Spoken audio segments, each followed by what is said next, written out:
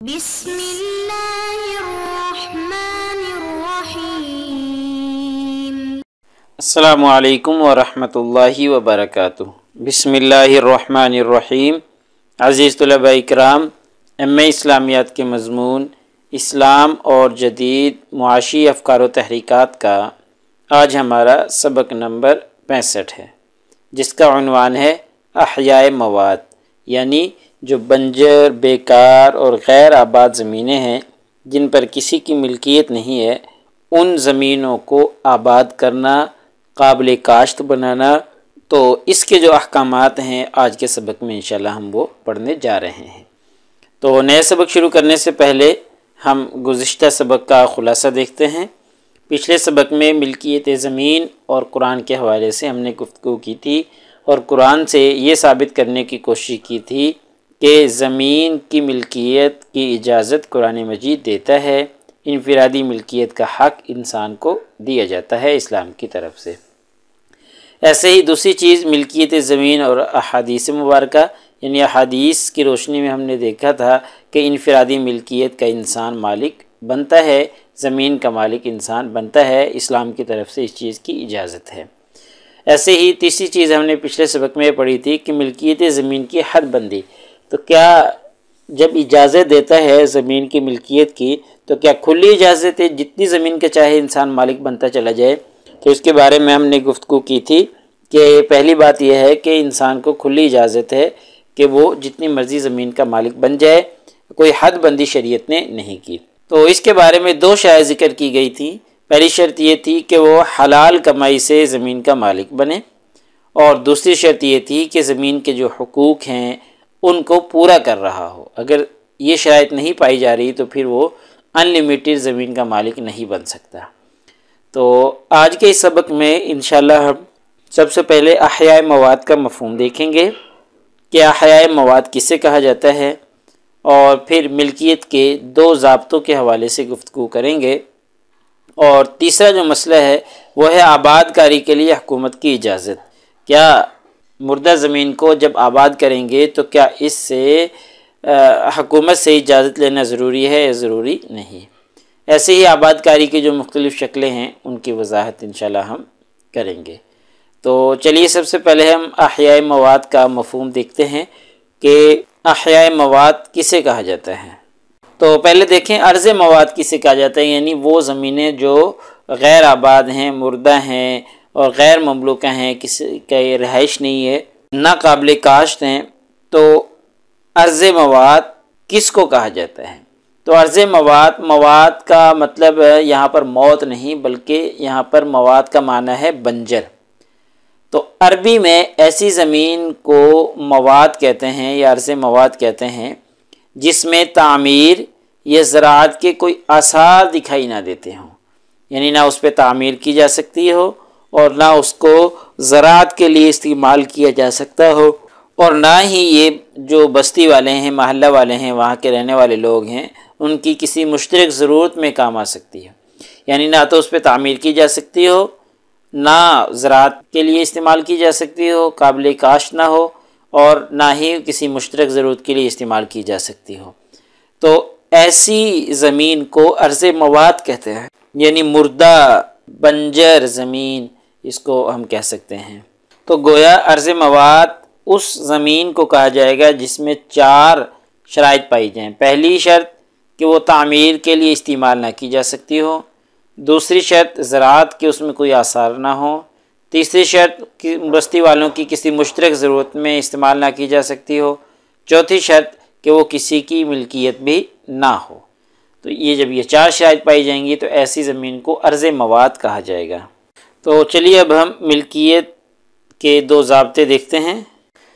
تو نبی کریم صلی اللہ علیہ وسلم نے زمینوں کی آباد کاری کے حوالے سے ایک فطری اصول کی پیروی فرمائی تھی، اور وہ فطری اصول یہ تھا کہ جب حضرت آدم علیہ السلام زمین پر آئے تھے اور ان کی اولاد آگے چلی، نسل آگے چلی، تو اسی فطری اصول کو اپنایا جاتا تھا کہ جو جس زمین کو گھیر لیتا تھا، جس پہ رہائش اختیار کر لیتا تھا، جس پہ کام کاج کرنا شروع کر دیتا تھا، یا جس زمین کو اپنے مقصد میں استعمال کرنا شروع کر دیتا تھا، وہ زمین اسی کی ہوتی تھی۔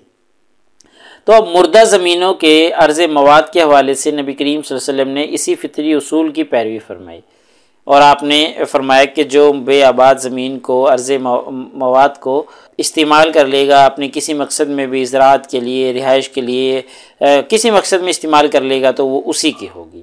تو نبی کریم صلی اللہ علیہ وسلم نے اس اصول کی پیروی فرمائی تھی، اور ہاں 2 ضابطے مقرر فرمائے۔ ان میں سے پہلا ضابطہ یہ ہے کہ کوئی بھی شخص کسی کی مملوکہ زمین کو آباد کر لے، یعنی کسی کی ملکیت میں کوئی زمین پڑی ہوئی تھی اور اس مملوکہ زمین کو کوئی شخص آباد کر لے، اب اس کے آباد کر لینے کی وجہ سے یہ اس کی ملکیت کا حقدار نہیں ہو سکتا۔ کیوں؟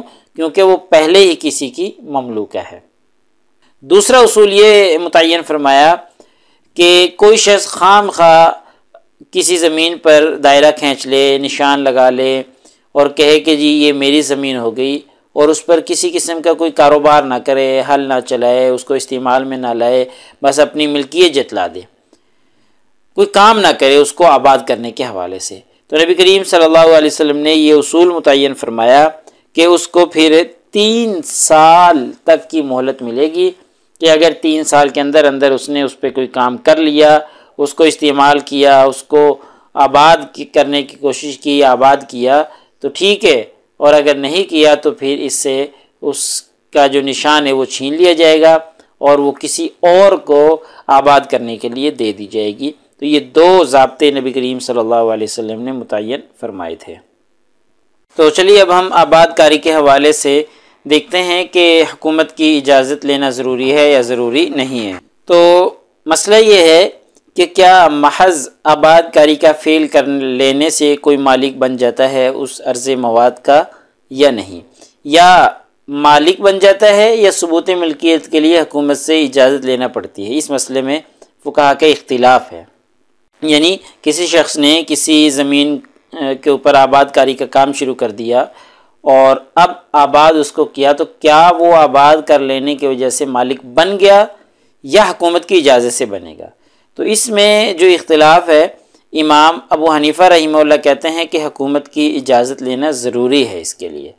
ٹھیک ہے، مالک بن گیا، اس نے کام کر لیا، لیکن ثبوت ملکیت کے لیے ضروری ہے کہ یہ اجازت لے۔ اور دوسری طرف امام یوسف رحمہ اللہ، امام محمد، امام شافعی، امام احمد بن حنبل وغیرہ یہ فقہا کہتے ہیں کہ اس معاملہ میں احادیث جو ہیں وہ بالکل واضح ہیں۔ واضح کیا ہے کہ اللہ اور اللہ کے رسول نے مالک بنا دیا ہے، اور جتنی بھی احادیث ہیں عرض مواد کے حوالے سے ان سب میں یہ ہے کہ جس نے آباد کر لیا وہ اس کا مالک ہے، وہ اس کی ہو گئی۔ تو اب یہ احادیث جب واضح ہیں تو اللہ اور اس کے رسول نے حق دے دیا ہے، تو لہٰذا اب حکومت کی طرف سے ثبوت ملکیت کی ضرورت نہیں ہے۔ ہاں یہ فقہا کہتے ہیں کہ جب معاملہ حکومت کے سامنے آئے کہ جس بندے نے اس زمین کو آباد کیا ہے تو حکومت اس کو تسلیم کرے، اور اگر کوئی لڑائی جھگڑے کی صورت ہو تو پھر حکومت اسی کو زمین دے، دوسرے کو اس سے بری کر دے۔ تو یہ اختلافی صورت تھی کہ اجازت لینا ضروری ہے یا ضروری نہیں ہے۔ اور اس بارے میں حضرت عمر رضی اللہ تعالیٰ عنہ کا عمل یہ تھا کہ جب حضرت عمر رضی اللہ تعالیٰ عنہ کے سامنے کوئی ایسا معاملہ پیش آتا تو حضرت عمر رضی اللہ تعالیٰ عنہ کہتے ہیں کہ جس نے آباد کیا ہے اور جو کہہ رہا ہے کہ جی میری ملکیت تھی، یعنی اختلاف ہے نا کہ ایک شخص کہہ رہا ہے کہ میری ملکیت تھی، دوسرا کہہ رہا ہے کہ میں نے آباد کر لیے، تو حضرت عمر رضی اللہ تعالیٰ عنہ جو مالک ہوتا تھا، جو اپنی ملکیت ثابت کرتا تھا، اس کو کہتے تھے کہ اس کی آباد کاری کے جو اخراجات ہیں، جو معاوضہ ہے وہ ادا کر لو اور اپنی زمین واپس لے لو۔ تو حضرت عمر رضی اللہ تعالیٰ عنہ یہ فیصلہ کیا کرتے تھے۔ تو چلیے اب ہم آباد کاری کی مختلف شکلیں جو ہیں ان کے بارے میں گفتگو کرتے ہیں۔ تو پہلی شکل یہ ہے کہ خلافت اپنے مصارف سے اس کو آباد کرائے، جیسا کہ یحییٰ بن آدم لکھتے ہیں کہ خلافت اگر مناسب سمجھے تو سرکاری خرچ سے کسی کاشتکار کے ذریعے اس میں کاشت کرائے۔ ٹھیک ہے، یعنی خلافت خود اخراجات برداشت کرے اور کسی شخص کو لگائے اور وہ اس کو آباد کرے۔ پہلی شکل یہ ہے۔ دوسری صورت یہ تھی کہ کاشتکار کو اپنی محنت اور اخراجات سے زمین کو آباد کرنے کی اجازت دے دی جاتی تھی، اور یہ کہہ دیا جاتا تھا کہ اس زمین پر انہیں صرف کاشت کا حق حاصل ہوگا، فروخت یا ہبہ کرنے وغیرہ جیسے اختیارات حاصل نہ ہوں گے۔ یعنی اس صورت میں اس کو صرف زمین کی پیداوار کا مالک بنایا جاتا تھا، اس کی ذات کا نہیں، اس لیے بیع ہبہ وغیرہ کا اختیار نہ ہوتا تھا۔ تو یہ دوسری صورت ہے کہ زمین پر محنت وہ کرے گا، اخراجات برداشت کرے گا، زمین کو آباد کرے گا، اور کاشتکاری کی اس کو اجازت ہے، پیداوار لیتا رہے لیکن بیچ نہیں سکتا، ہبہ نہیں کر سکتا۔ تیسری شکل یہ تھی کہ خلافت کسی کو حق ملکیت دے کر آباد کاری کی اجازت دے دے۔ اس صورت میں آباد کرنے والے کو ہر قسم کے تصرفات اور جملہ حقوق حاصل ہوتے تھے، جیسا کہ قاضی ابو یوسف ہارون رشید کو مخاطب کر کے فرماتے ہیں کہ اب جو صورت مناسب سمجھیں اور جس میں فلاح و بہبود ہو، اس میں آپ کو پورا اختیار ہے۔ مناسب ہو تو کسی کو جاگیر کے طور پر دے دیجئے یا اجرت دے کر کاشت کرائیے۔ تو یہ تیسری صورت یہ ہے کہ اب مکمل اختیار دے دیا جاتا تھا، وہ جو مرضی کرتا رہے۔ تو یہ تین شکلیں، پہلی شکل میں مصارف سارے حکومت برداشت کرے گی، اور جو نفع ہے، جو پیداوار ہے، وہ بھی حکومت کی ہوگی، لیکن صرف جو کسان ہے، کاشتکار ہے، اس کو خرچہ ملے گا۔ اور دوسری صورت یہ ہم نے پڑھ لی، اور تیسری صورت یہ ہم نے پڑھ لی کہ اس کو اجازت ہے کہ جملہ حقوق اس کے کسان کے یا کاشتکار کے دے دے، وہ چاہے اس کو بیچے، چاہے کاشتکاری کرے، چاہے اس کو کسی کو ہبہ کو دے۔ تو یہ تین شکلیں ہیں آباد کاری کی جو خلافت میں بھی پائی جاتی تھیں۔